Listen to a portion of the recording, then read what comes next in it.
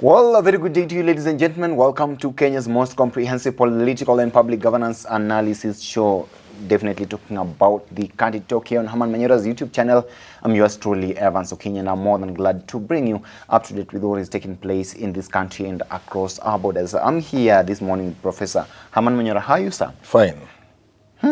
How do you feel about what is taking place in the country? Oh, it's a good place to live. A good place to live here.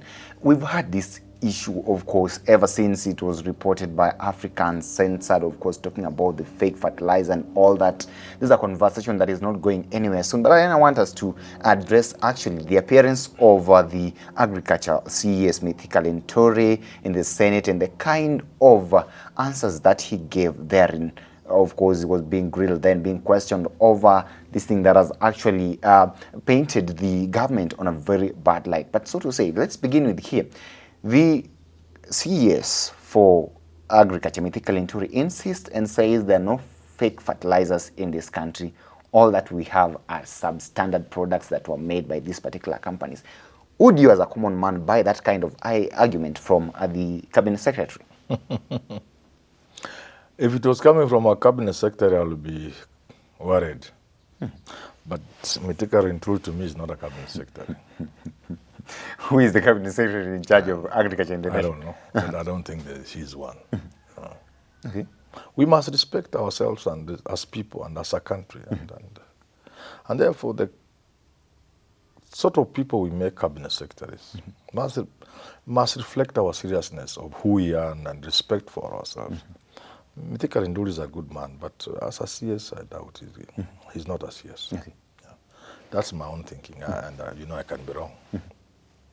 Why do you think he keeps on insisting on there being no fake Because fertilizers I'm in the saying country? he's not a cabinet secretary. He's not the material of a cabinet secretary. Yes. Okay.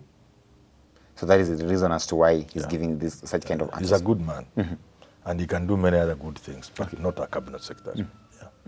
Why do you think the cabinet secretary has got also a problem to do with the kind of media group, of course, that is Africa Uncensored, led by the renowned journalist John Allan Namu therein, who actually brought this to light, and he says that these people are actually Crooks. Who are, look at even the kind of terms that the CS use. So, why are you not listening? I'm saying, in my view, Mithika Linturi is not fit to be a cabinet secretary. And I've said this repeatedly. From the day he was nominated, I said many of these people are not fit to be cabinet, before even they were vetted. So I'm not saying anything new. And I have nothing against any of them. They are good people. They are good Kenyans. They deserve jobs and anything and opportunities. But you must ask yourself, who is a cabinet secretary?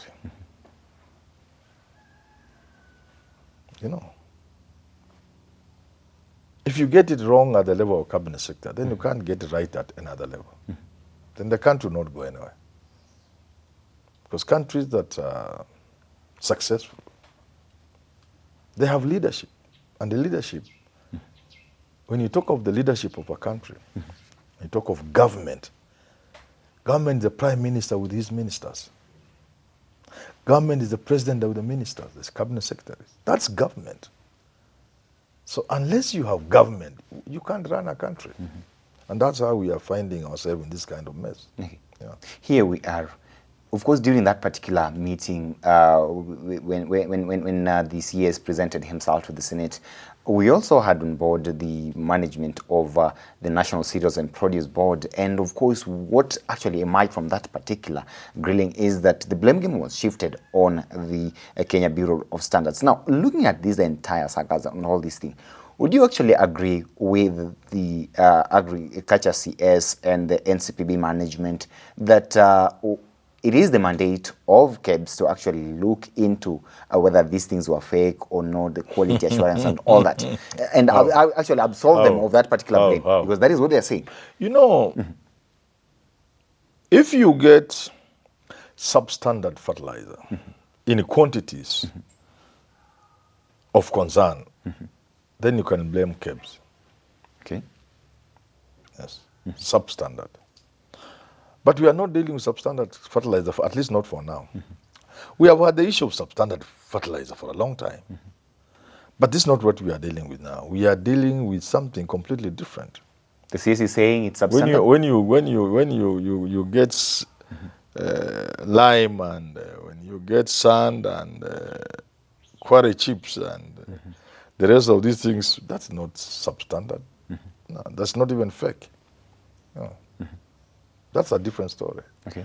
And I was thinking if we had a cabinet secretary that would be saying, this is serious. This to me points at sabotage. So the question is, from who and why? From what quarters? Because this can only be something intended to raise passion in the country, to make people angry at the government. So instead of denying, you'll be trying to find out who is behind all this. That's why I say we don't have cabinet secretaries. Because a cabinet secretary will be helping government to find who is this trying to bring down the government. You see? Because it is not commercial. No. If it was substandard, then it could be commercial.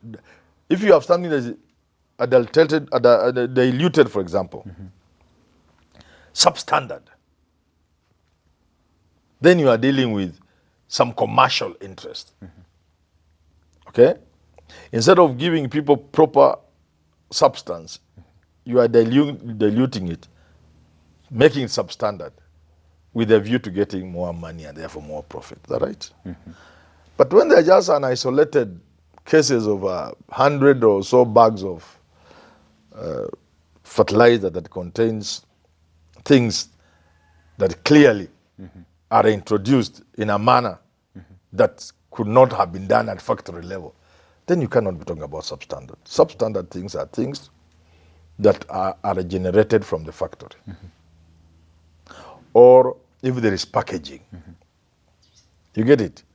But what we have is, if you have quarry chips, if you have sand, if you have lime, if you have all manner of things packed as fertilizer, that is not substandard. That is another story. So I was thinking the minister, if he was a minister, would talk about sabotage. I see this from that point of view. Either sabotage or something much more serious than that. Why are you absolving Kenya Bureau of Standards from this? It is not their work. It's not their work.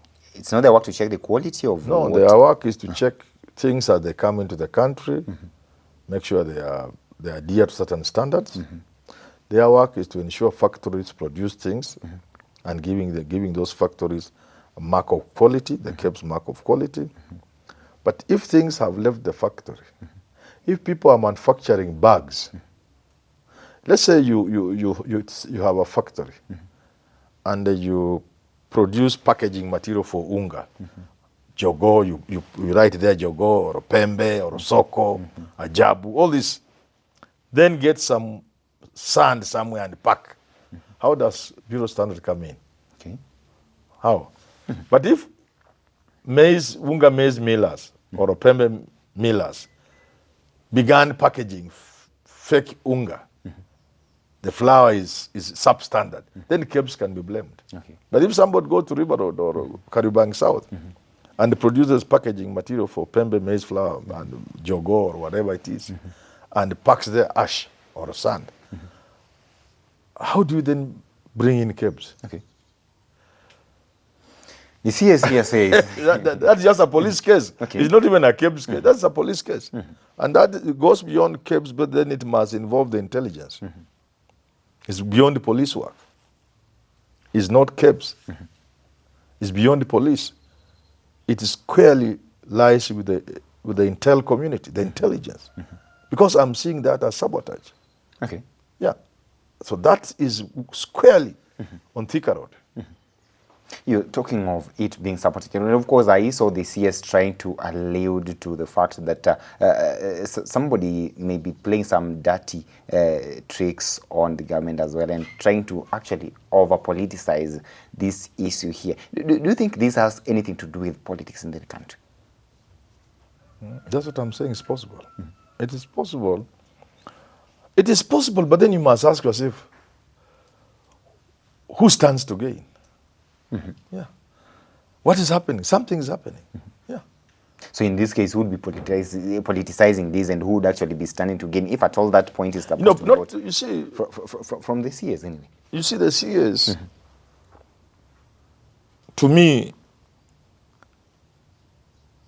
the CS to me ought to give this thing the attention it requires, and not to cheapen the whole issue. I don't know to get what I'm saying. Okay. To say this is not something you can treat lightly. It's not like somebody is producing substandard fertilizer and we go for him. That will be easy. That will be simple. Vitu gushi vinapatikana kila wakati. Fake products are always found. Substandard products, counterfeit, they are always there. It happens in every country in the world. They are dealing with counterfeit. Vitu gushi, fake products, substandard. This is within the range of what is normal. Okay? And you can tell people, stop politicizing this issue. Governments all over the world and enforcement agencies are dealing with substandard products, fake products, products that are evading duty. Every country goes through that kind of thing. Okay? So don't politicize a normal thing. We are fighting it. But what we are dealing with is not within that which is normal. This is abnormal. We must get to the root cause of this. Who is doing this kind of things and why? In any case, it can only be business. Because I don't think they have produced those things in quantities enough to make business sense. Nobody can fill Nyayo Stadium with that fertilizer. I doubt. I just doubt. I don't have the details, but I doubt. I doubt that you can produce 10,000 bags of fertilizer of that type. So somebody's trying to scare people here and there. That's why I'm calling it sabotage. Yeah. Okay. Which could be from within or without. A lot of questions have been asked, especially on the relationship of the agriculture CS with some of the companies that won the particular tender to produce these fertilizers herein, and of course it dismissed having any relationship with them therein. But then now, a question that is actually looming here, are you certainly satisfied with the manner in which the CS has actually handled this entire thing? I've told you I'm not seeing the presence of a CS, leave alone handling. I'm just telling you, I'm already telling you this matter belongs to the intelligence more than the police. Okay. The intelligence can only help the police do investigations and arrest the people. But at the level, at the tactical level, at the level of,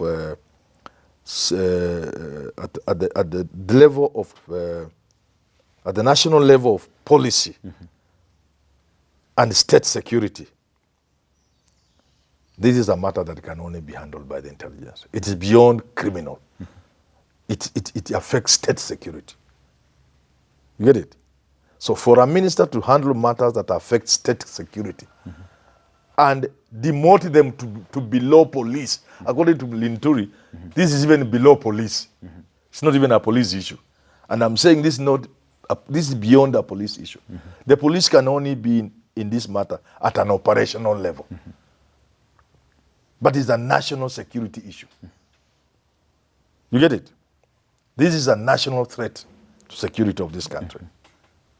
And that's why I'm saying it is a matter that should be at the level of the state intelligence. You get it? Now, for a minister to reduce it to something to be handled by sub-chiefs, it shows you there's a problem. This is a serious issue. This is like finding counterfeit. If we found fake dollars and fake Kenya shillings in this country very consistently, 1 million, 10 million in Kakamega, 200 million in Mombasa, that's a state security. It's a security issue. It's state security. It's no longer a criminal issue. No. But if you find a few fake dollars, a few fake shillings, that's criminal. That's police issue. But if you find now it gets to a level where it must be squarely within the hands of the state intelligence apparatus, not police. Police operational. But otherwise, it's a security issue. State security, national security issue. You get it? Beyond what the police can manage to handle at that level, So I don't see the minister handling this thing with the seriousness it deserves, because this is not substandard fertilizer. Okay. As we wind up this show, definitely hearing, why do you think, despite all evidence pointing to the fact that there is existence of fake fertilizer in the country, the CS still refutes and says that no, such things do not exist, while but does everything is there? He was even on TV. Did he make sense to you? And that is actually what I'm asking here, because he was on TV talking. Did he do that to you? He didn't appear to be a person capable of... the problem, again, I don't blame Linturi because he's a good man. He's doing what every Kenyan politician does. They think you must deny everything. Not knowing you are being like a child. A child, you catch him with something he has stolen. And I wake up and somebody was telling me yesterday. And he's denying merely because it is behind. That's not what adults are supposed. An adult says, this matter is more than meets the eye. If, as a ministry, we were dealing with substandard fertilizer, it will be within what is normal. We will go for these crooks. We will close factories. We will make arrests. But it's like a guerrilla war.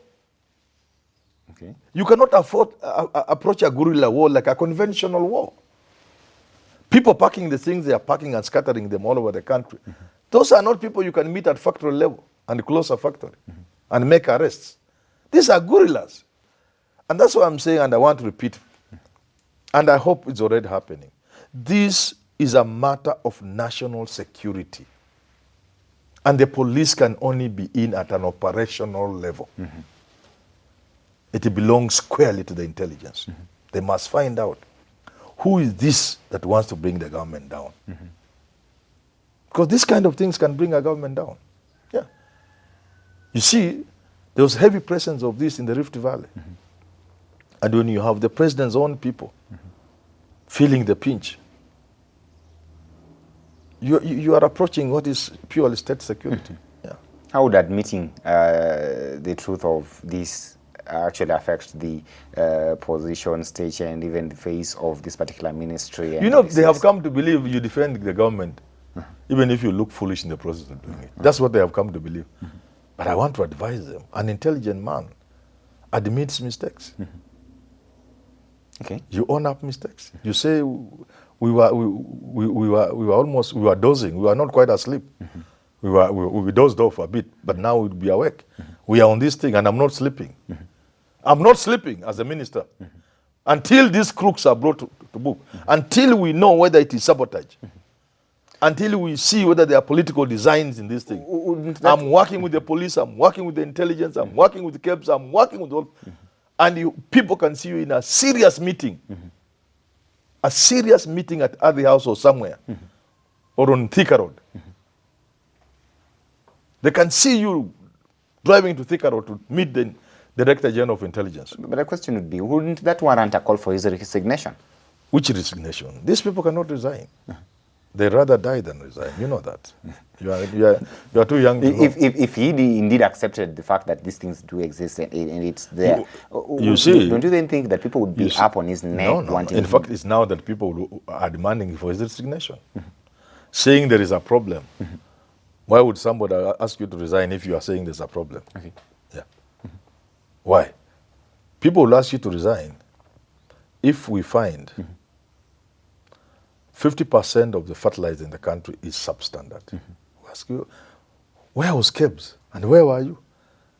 Farmers must have been crying for the last 3 months. How come that substandard fertilizer is still in the country? Go home. But the things we are saying, these things, they don't give us substandard fertilizer. They give us something else. If somebody packages stones, that's not substandard fertilizer. And he must be up to something because he cannot package enough stones to make money. So it's not commercial. So why? Why are you doing these things yet you can't make money out of it? It's not commercial.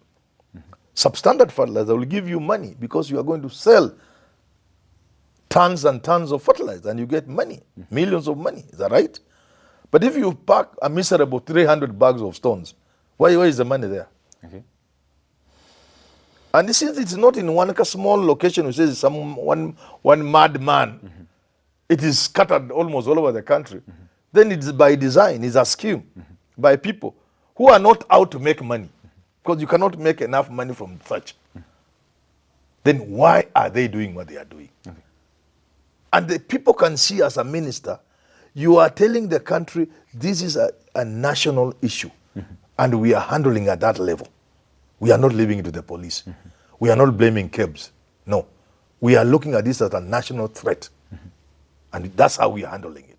People say you are a minister. Okay. Yeah.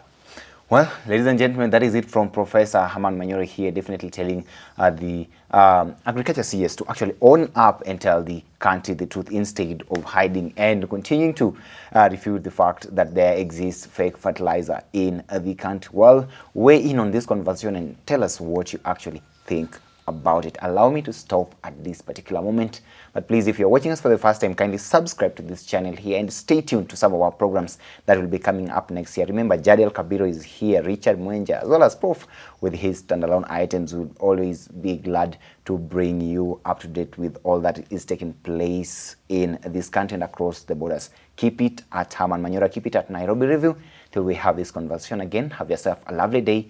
My good name is Evans Okinyi.